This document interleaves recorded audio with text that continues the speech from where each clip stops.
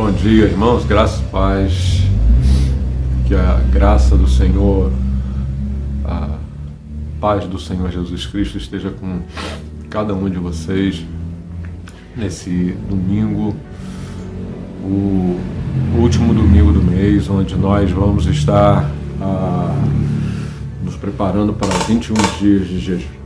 É uma jornada de 21 dias nesses dias de junho.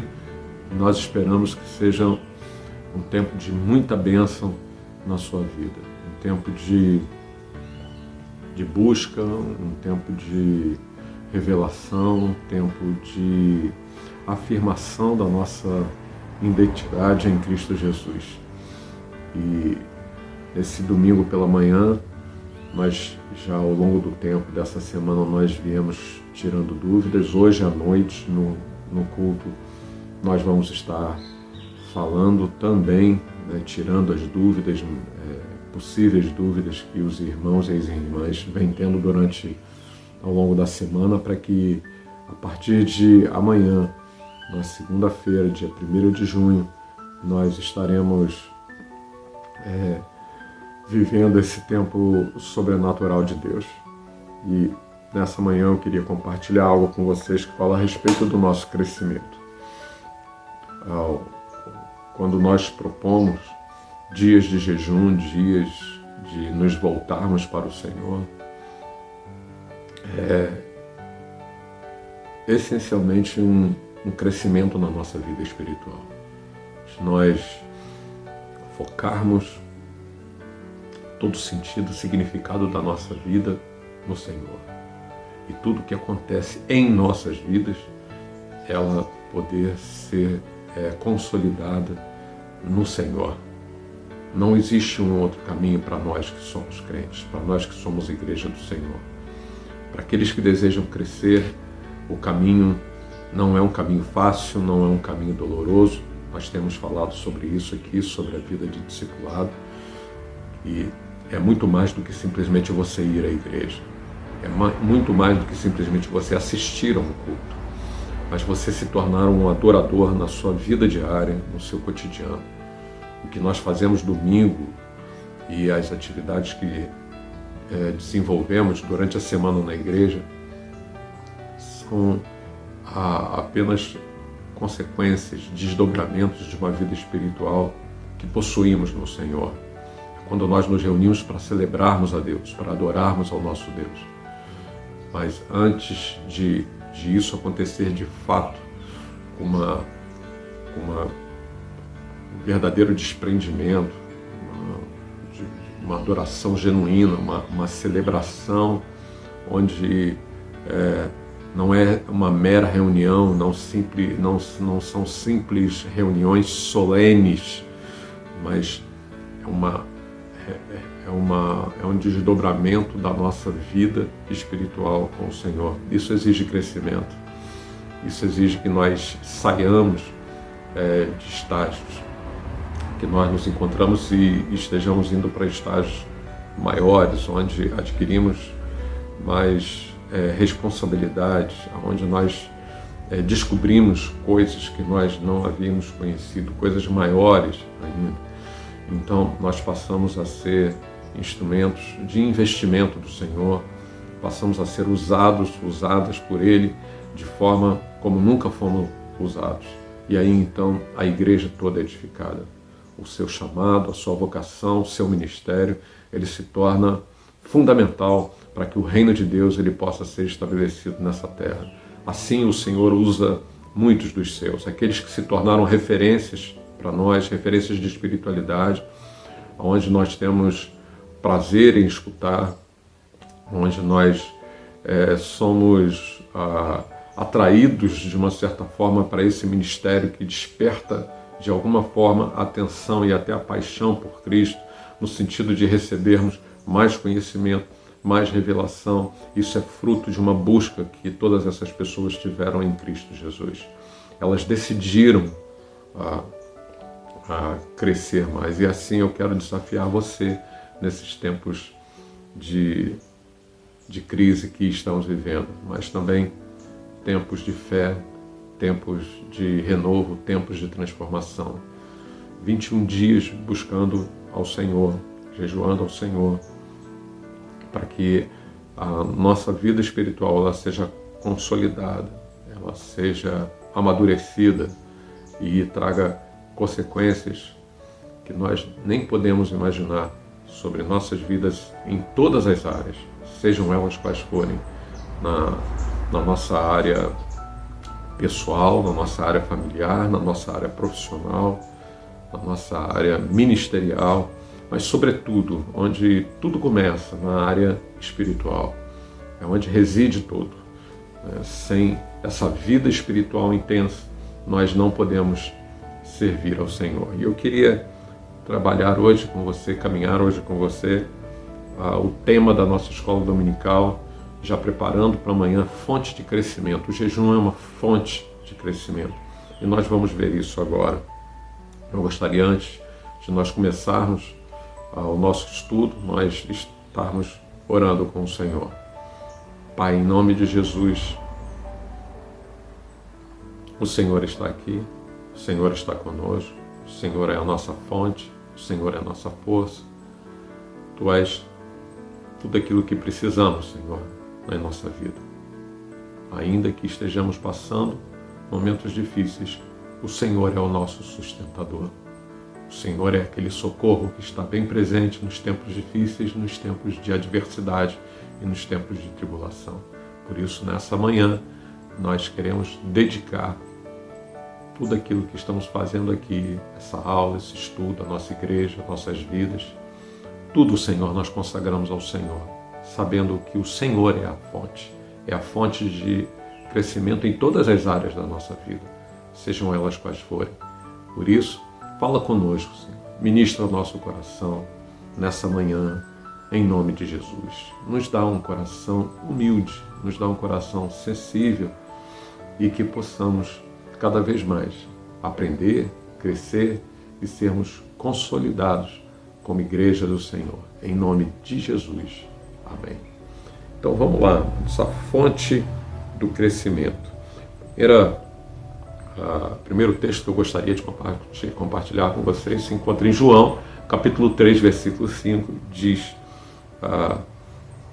respondeu Jesus numa resposta a Nicodemos, que veio procurá-lo para saber a respeito de como herdar o reino dos céus, como herdar o reino de Deus. E Jesus respondeu: digo-lhe a verdade, ninguém pode entrar no reino de Deus se não nascer da água e do Espírito. E ainda em João capítulo 1, versículo 3, todas as coisas foram feitas por intermédio dele. Sem ele, nada do que existe teria sido feito. Então, e ainda, um outro texto que serve para colaborar com aquilo que vamos estar falando, diz assim: o meu povo cometeu 2 crimes. Eles me abandonaram a mim, a fonte de água viva, e cavaram as suas próprias cisternas rachadas que não retêm água. Olha só, cisternas rachadas que não retêm água. Meu povo cometeu 2 crimes. Jesus diz que o povo que se chama povo de Deus, que se chama pelo nome dele, cometeu 2 crimes. Através da boca do profeta, ele diz, primeiro, eles me abandonaram, a fonte da água viva, e cavaram as suas próprias cisternas. Isso tem a ver com a altivez do ser humano. Isso tem a ver com o orgulho, a prepotência, a soberba que o pecado produz em nós. A queda, ela foi muito trágica e é um problema quando todas as vezes que tentamos realizar algum projeto na nossa vida, nós achamos que podemos resolver as coisas de acordo com a nossa própria força, o nosso próprio conhecimento, a nossa própria capacidade de resolução. Muitas vezes entendemos que somos pessoas safas, que temos um determinado conhecimento em determinada área, principalmente isso na nossa vida espiritual, na ministerial também. Mas E também na vida emocional. Decidimos muitas vezes sem consultar a Deus. Então Deus diz assim, eles me abandonaram. Ah, será que abandonaram propositadamente? Nem perceberam que abandonaram, né? Deixaram de lado uma fonte e foram cavar cisternas. Cisternas que eram rachadas, cisternas que não retêm água. Então, foi uma fonte... como que uma pessoa deixa uma fonte para cavar cisterna? Então, Jesus foi dizer todas as coisas que foram feitas, né, por intermédio dele. João diz, no Evangelho de João, sem ele nada do que existe teria sido feito. Então, mais uma vez, remete à ideia de fonte, de que quando na fonte, aquele olhinho d'água que jorra, ele se torna um rio, abençoando por onde ele está passando, trazendo vida. E respondeu Jesus lá em João capítulo 3, versículo 5, a Nicodemos, que ninguém pode entrar no reino se não nascer da água e do Espírito. O que Jesus diz com isso e o que a palavra de Deus diz com isso? Diz que nós não podemos fazer nada sem Ele. Tudo tem que vir dele. A fonte do crescimento é Ele. Você não pode crescer em nenhuma área na sua vida se Jesus ele não estiver em primeiro lugar. Se na sua vida profissional, na sua vida pessoal, na sua vida emocional, na sua vida ministerial,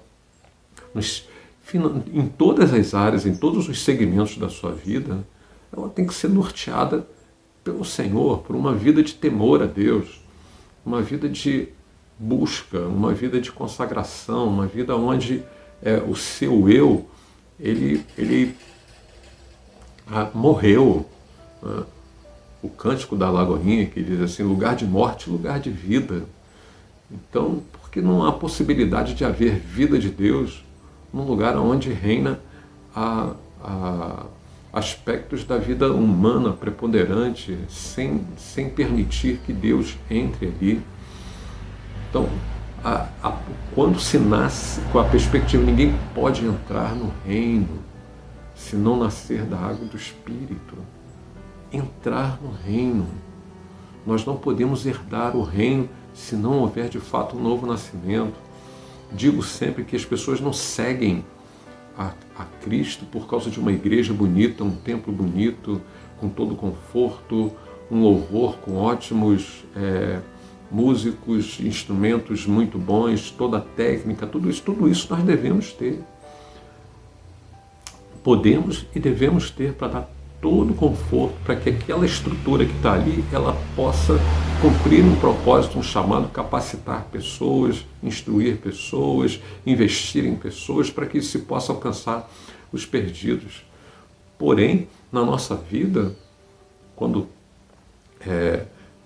testemunhamos isso é um testemunho de uma experiência que tivemos com o Senhor, onde nós dedicamos a nossa vida a Ele, nascemos de novo, nós simplesmente estamos totalmente arraigados nele, onde nós não podemos pensar sequer em voltar atrás, mas ir adiante nos desafios que nos são propostos como igreja, como pessoa, e estarmos seguindo em frente nesses desafios.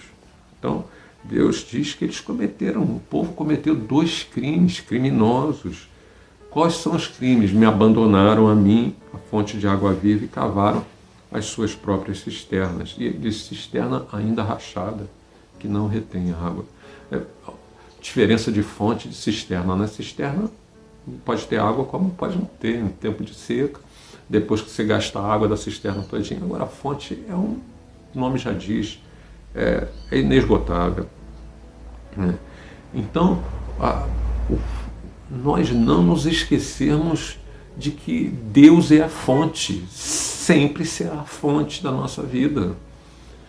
Em tempos de crise, em tempos difíceis, mais do que nunca nós precisamos buscar a Deus e nos consagrar a Deus. E Salmo 36, verso 8 e 9 diz assim: eles se banqueteiam na fartura da tua casa, tu lhes dás de beber do teu rio de delícias, pois em ti está a fonte da vida. Graças à tua luz, nós vemos a luz. Então, de onde parte toda a vida, não há possibilidade de queremos construir coisas baseadas no nosso conhecimento, no nosso talento, na nossa capacidade, né? Então, Deus ama você com um amor sobrenatural. Você não pode ganhá-lo, ter a bênção de Deus, simplesmente sendo simpático a Ele, né? E você não pode perdê-lo sendo um perdedor. Então, não há nada que você possa fazer para que Deus te ame mais ou te ame menos, né? Ou nada que você deixe de fazer para que você seja menos amado por Deus. Deus te ama, ponto final, e acabou, né? E esse amor é um amor incondicional. Ele não está baseado na condição daquilo que nós fazemos, daquilo que nós somos, daquilo que nós podemos realizar. Isso está baseado, esse amor está baseado naquilo que Ele é, ponto final, e acabou.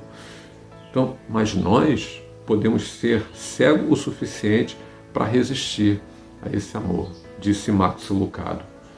Então, repetindo, mas você pode ser cego o suficiente para resistir a esse amor. Então, Ele quer se manifestar, Ele quer se revelar, mas nós resistimos porque muitas vezes achamos que podemos resolver as coisas pelos nossos próprios meios, onde nós nos esquecemos de Deus. Ah, pastor, o que é isso? É quando você se esquece de orar, é quando você se esquece de uma vida devocional intensa. Eu sempre digo, é impossível você ser um líder na igreja se você não tem vida devocional, se você não tem essa perspectiva de que todas as coisas na sua vida, elas partem de um princípio, né?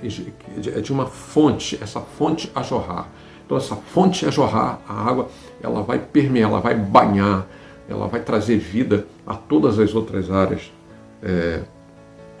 de nossa vida, sejam elas quais forem, todas elas, né? Então, ainda continua Max Lucado dizendo, nascer de novo, não é? Quem teria imaginado que Deus começaria consigo mesmo? Pois é, Ele começou com Ele mesmo, né? Ele mesmo.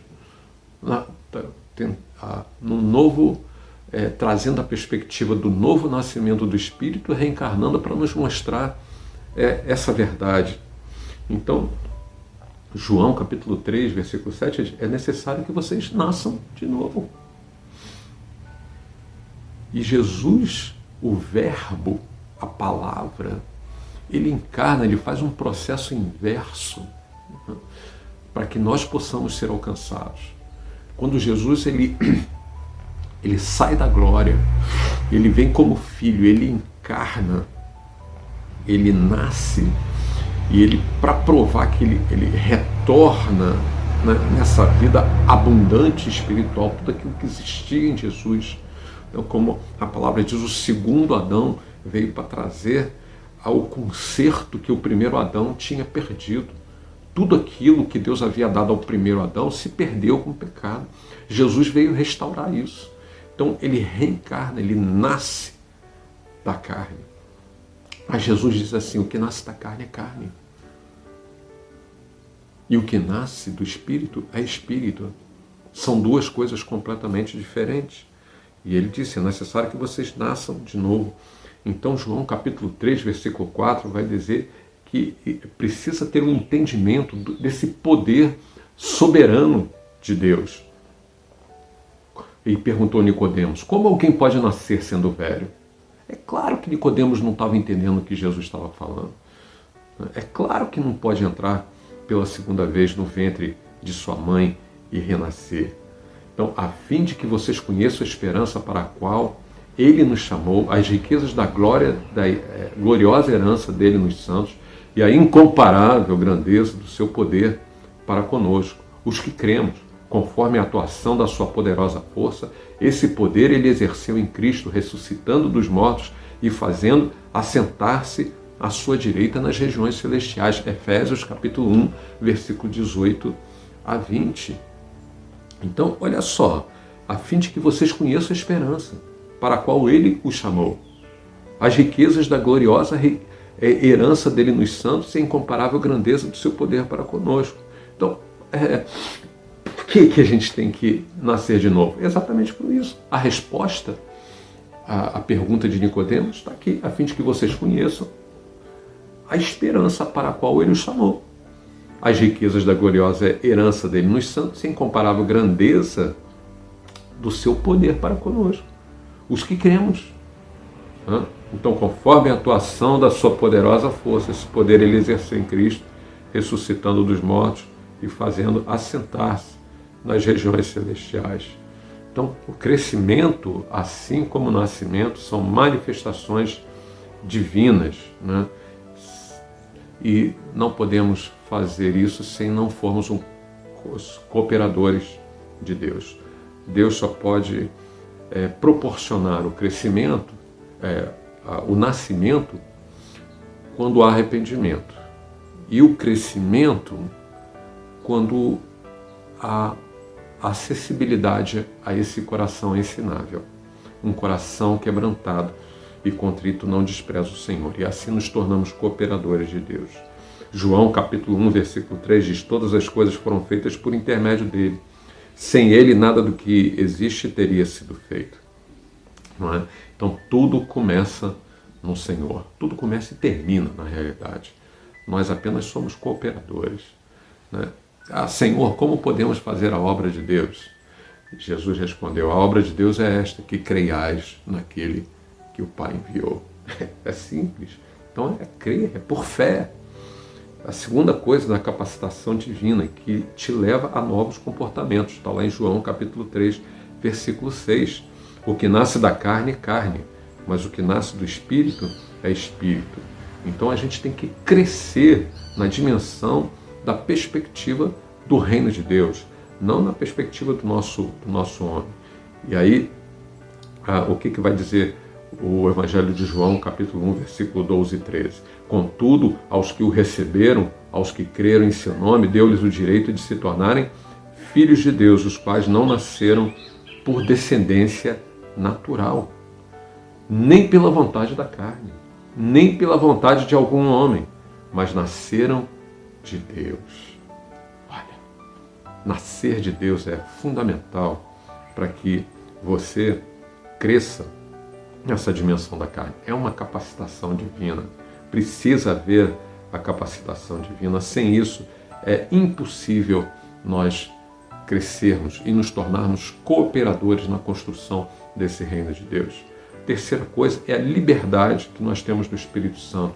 João capítulo 3, versículo 8. O vento sopra onde quer, você o escuta, mas não pode dizer de onde vem nem para onde vai. Assim acontece com todos os que são nascidos do Espírito. Então você tem tudo que é necessário para crescer.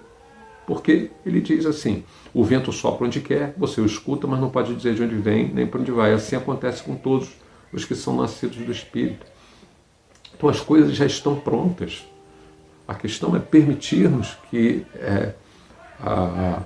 isso aconteça na nossa vida. João capítulo 1, versículo 16 diz: todos recebemos da sua plenitude graça sobre graça. Todos recebemos, ela está à nossa disposição.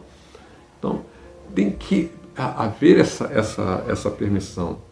Então, a quarta coisa, o amor, que é capaz de suportar todos os obstáculos, está lá em João capítulo 3,16. Esse é uma maior declaração de amor de Deus, porque Deus tanto amou o mundo que deu o seu Filho unigênito para que todo aquele que nele crer não pereça, mas tenha vida eterna.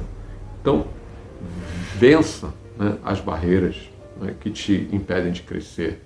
Vença todas as coisas, elas já foram feitas, elas estão à nossa disposição, e pela fé a gente pode se apossar disso. João capítulo 1, versículo 14 diz: aquele que é a palavra tornou-se carne e viveu entre nós. Vimos a sua glória, glória como do unigênito vindo do Pai, cheio de graça e de verdade. E a quinta coisa é uma convicção para cumprir o seu propósito de vida. Está lá em João 3, 21. Mas quem pratica a verdade vem para a luz, para que se veja claramente que as suas obras são realizadas por intermédio de Deus. Isso é convicção. Vem para a luz, vem para a verdade. Não trabalha com coisas escuras. escusas, não trabalha com coisas escondidas, não trabalha com mentira, não trabalha com engano. Vem, né? Mas quem pratica a verdade vem para a luz, não tem medo da verdade.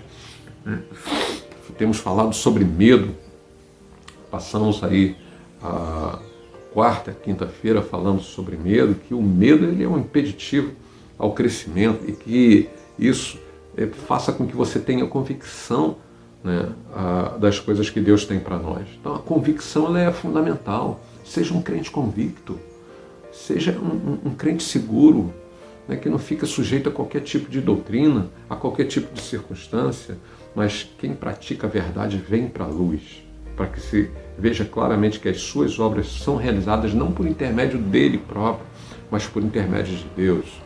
Então, como cooperadores, sim, Deus age através da nossa vida. Então, avance no seu chamado e promova ambientes de crescimento.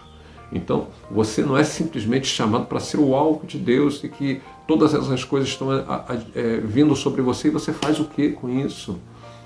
Por quê? Porque você precisa promover um ambiente de crescimento. João, capítulo 1, versículo 4 e 5 diz: nele estava a vida, e esta era a luz dos homens.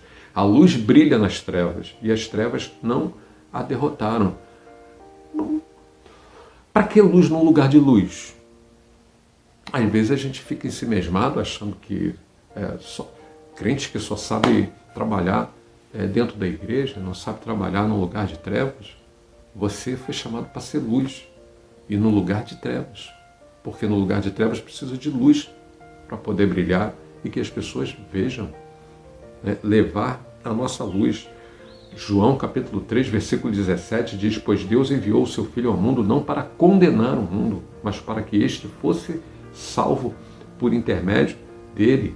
Então, avance no seu chamado, crie ambientes, promova ambientes de crescimento. Ainda em Isaías capítulo 12, versículo 2 e 3 diz: Deus é a minha salvação, terei confiança e não temerei. O Senhor sim, o Senhor é a minha força e o meu cântico. Ele é a minha salvação. Com alegria vocês tirarão água das fontes da salvação. Fontes de crescimento. Que nós possamos ser fontes de crescimento. Que venha o crescimento na sua vida. O crescimento espiritual, o crescimento que é promovido a partir do novo nascimento. E aí vem um crescimento em todas as áreas. Você se torna uma pessoa com certeza muito mais confiante, uma pessoa muito mais segura, uma pessoa que tem todas as possibilidades de vencer crises, sejam elas quais forem. Então, crescer na dimensão do reino, isso aí é fundamental para nós, irmãos. Fundamental para nós. Então, a primeira coisa é o entendimento que a gente precisa ter do poder soberano de Deus.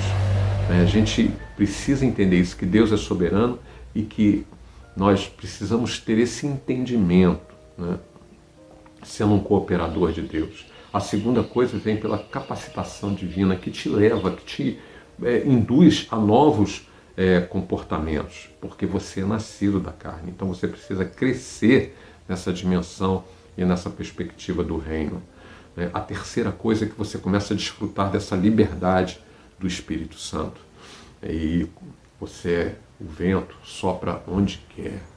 E você começa a ser guiada, e você tem tudo que é necessário para crescer. A quarta coisa é que você começa a desfrutar desse amor que é capaz de suportar todos os obstáculos, todas as adversidades, porque Ele nos amou primeiro. Então, termos a certeza de que nós podemos vencer todas as barreiras que nos impedem de crescer. Então, quando você tem um obstáculo, aquilo ali na realidade não é para te fazer parar, não é para te fazer paralisar, mas para fazer você crescer. A quinta coisa é essa convicção, porque depois de tudo isso você tem uma convicção inabalável para cumprir todo o seu propósito de vida. A gente tem falado sistematicamente aqui sobre propósito, na verdade, que dá significado à vida, mas trabalha na luz, trabalhar na verdade. Isso é fundamental para a vida do crente, sem mentira, sem engano, porque aí vai estar a bênção de Deus. Quando a gente trabalha tentando dar um jeitinho nas coisas, aí a gente tira Deus da possibilidade de intervir, de cooperar na nossa vida, né? Então você precisa avançar no seu chamado, promover ambientes de crescimento e a gente saber que Deus, Ele é a nossa salvação. Eu quero ler de novo, né, Isaías 12, versículo 2 e 3. Deus é a minha salvação. Terei confiança e não temerei. O Senhor sim, o Senhor é a minha força e o meu cântico. Ele é a minha salvação. Com alegria vocês tirarão água das fontes da vida. Que você, meu irmão, minha irmã, seja fonte de crescimento. Amém? Que Deus te abençoe. Nós, hoje à noite, estaremos com uma palavra muito abençoada, nos preparando para esse tempo de jejum, um tempo que será extraordinário, um tempo de revelação de Deus, um tempo da manifestação do sobrenatural de Deus, um tempo da confirmação da nossa identidade como igreja, um tempo de novidades, um tempo de milagres, um tempo de sinais.